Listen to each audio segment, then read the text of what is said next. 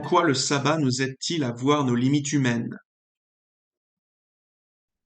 Alors, je crois que le sabbat, hein, au-delà du sabbat comme jour d'adoration, qui fait toujours couler beaucoup d'encre, hein, mais il y a aussi quelque chose de l'ordre je crois que la notion de limite est très bonne, du sabbat qui en fait limite nos œuvres et qui est en fait quelque chose de bienfaisant. Et je sais que peut-être la notion de limite et de frontière est quelque chose qui est discuté, hein, dans notre société, où on est dans une société d'absence de limite, d'absence de frontières dans bien des domaines. Mais je pense qu'en fait, Dieu donne le sabbat aussi pour rappeler que nous ne sommes pas maîtres des œuvres de nos mains. Donc c'est à la fois pour limiter nos œuvres, donc, l'absence de travail le septième jour et tous les sabbats, donc pas simplement que le sabbat du septième jour, mais il y avait beaucoup d'autres sabbats dans la loi mosaïque, notamment dans les institutions des fêtes solennelles. Soit la première et le dernier jour de toutes les grandes fêtes solennelles étaient en fait des jours de sabbat où tu ne travailleras pas, hein, c'était des jours consacrés. Et cela rappelle en fait l'œuvre de nos mains, le résultat de l'œuvre de nos mains ne nous appartient pas. En fait, on est là vraiment dans presque une culture de la non-efficacité. Vous imaginez avoir une semaine, hein, 8 jours de célébration, de fêtes solennelles quand vous faites partie du peuple d'Israël, et sur 8 jours, il y en a 3 qui sont chômés. Comme dynamisme économique, on pourrait trouver mieux. Parce que justement, ça ne tient pas à la force de l'œuvre de nos mains. Mais il y a aussi une limite, hein, je pense, dans le sabbat, une limite posée à notre orgueil et aussi à notre avarice.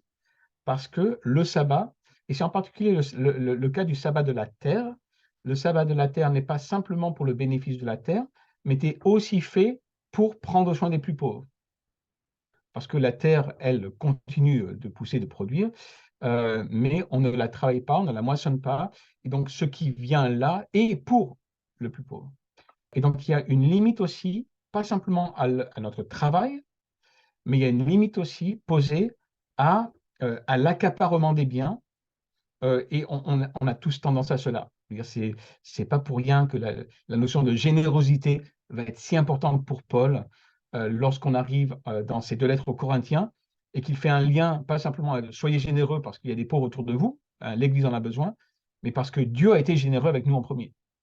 Et donc le sabbat vient là comme limite et c'est très pertinent, je pense, pour la société. Je pense même que euh, réencourager cette appropriation-là du sabbat, comme limite à notre orgueil ou même avarice, hein, euh, peut même faire quelque chose de l'ordre de l'apologétique, du témoignage de la foi. Quelle est l'attitude différente, hein, et la nature différente de la vie chrétienne dans ce monde d'aujourd'hui? Et là, je crois que pleinement voir les limites que le sabbat pose à nos œuvres, entrer dans ces limites-là, c'est montrer qu'en fait, on est réellement humain qu'à l'intérieur de ces limites-là. Quand on les franchit, en fait, on veut presque prendre une place divine parce qu'on pense que tout tient à l'œuvre de nos mains, que si je suis plus efficace et que j'ai un meilleur rendement, alors je m'assurerai une sécurité financière. Non, ce n'est pas le cas. Le sabbat rappelle qu'au-dessus de toute chose, il y a le Créateur qui a tout créé de sa parole et qui s'est reposé de ses œuvres le septième jour. Et donc, tout nous redirige en fait vers lui et vers lui seul. Le sabbat est-il l'image du monde à venir? La Bible nous dit peut-être moins que ce qu'on pense du monde à venir. Il y a quelque chose pour moi, de mystérieux dans le sens c'est une réalité qui est annoncée, qui est promise et donc certaine. On a quelques éléments qui constituent un petit peu cette réalité-là, notamment elle est centrée sur la communion avec Dieu. Et je crois que ça ne faut pas l'oublier, le royaume, c'est la communion avec Dieu. Alors, il y a une restauration de la création, moi je pense, euh, mais c'est d'abord cette communion pleine et entière. Et s'il y a communion pleine et entière, c'est aussi qu'on est dans un monde dans lequel on est dans le repos plein et entier qui est annoncé. C'est hébreu, hein, cette entrée dans le repos de Dieu. Dans ce sens-là, oui, on pourrait dire le sabbat est l'image de cette réalité du royaume.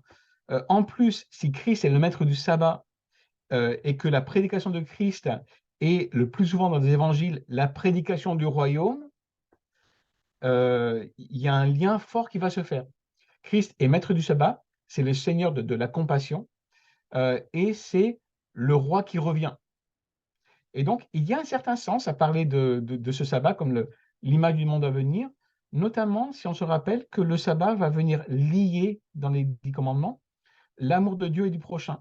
Et dans ce sens-là, ben, le monde à venir est pleinement le monde dans lequel l'amour de Dieu et du prochain sera suprêmement, pleinement la réalité que nous vivrons.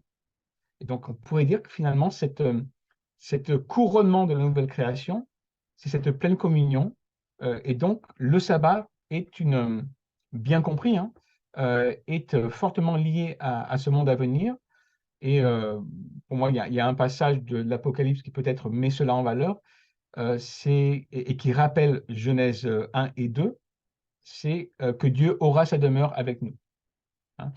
On a cette image de Dieu qui vient avec nous, qui demeure avec nous, et je crois qu'il y a quelque chose de fort dans Genèse 1 et au début de 2, hein, mais Genèse 1, où l'Esprit de Dieu est là au-dessus du monde, comme si Dieu, en fait, habitait le monde à travers son esprit. On a bien sûr Jean 1, Dieu qui a tabernaclé avec nous. Alors, je trouve aussi assez forte l'image, pas simplement qu'il a habité, mais qu'il a dressé son tabernacle, qui renvoie aussi à Exode 20 et 40, hein, le tabernacle de l'Ancien Testament. Et Dieu qui habite avec nous à l'image du temple, la Nouvelle Jérusalem, en Apocalypse 21 et 22. Et là, il y a une image qui se déploie de Genèse 1 à Apocalypse 22, où le sabbat est présent parce qu'il est le couronnement du temple de la création, de la nouvelle création, Jésus, qui est un petit peu le temple parfait de Dieu. Et donc, comme nous sommes en lui, nous sommes aussi le temple de Dieu. C'est l'expression qu'utilise Paul. Et en fait, on a cette image-là du repos éternel qui est déjà dans la création, qui nous attend, qu'on peut déjà vivre maintenant, auquel nous sommes appelés à pleinement entrer avec Christ. Et en fait, on pourrait presque même dire que l'œuvre d'évangélisation, c'est appeler nos contemporains qui sont toujours dans une quête éternelle et qui se fatiguent et s'épuisent à trouver quelque chose, un sens à leur vie.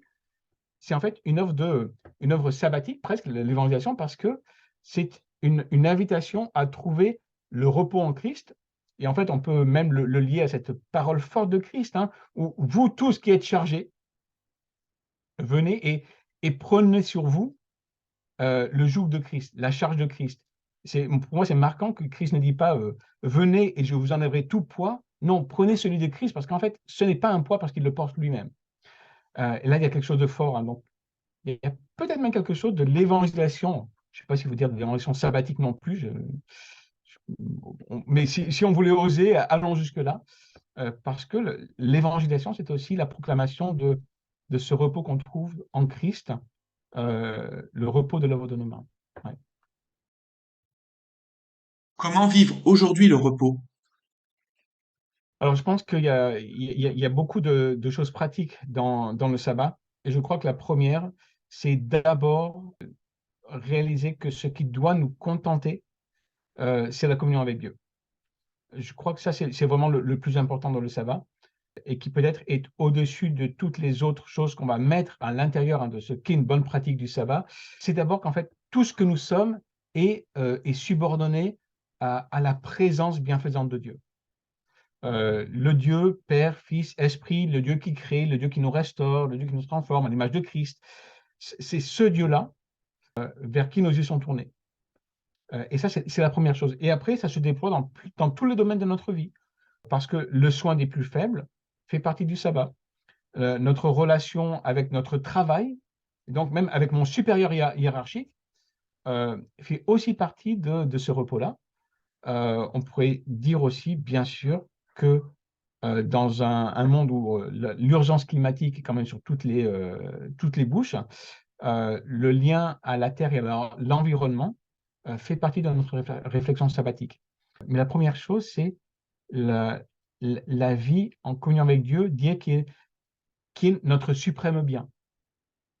Et si on ne trouve pas notre repos en lui, c'est la phrase d'Augustin, on ne trouve pas de repos, notre âme est toujours sans repos jusqu'à ce qu'elle trouve son repos en Dieu. Saint Anselme le dira aussi. Et encore une fois, c'est une proclamation de notre foi.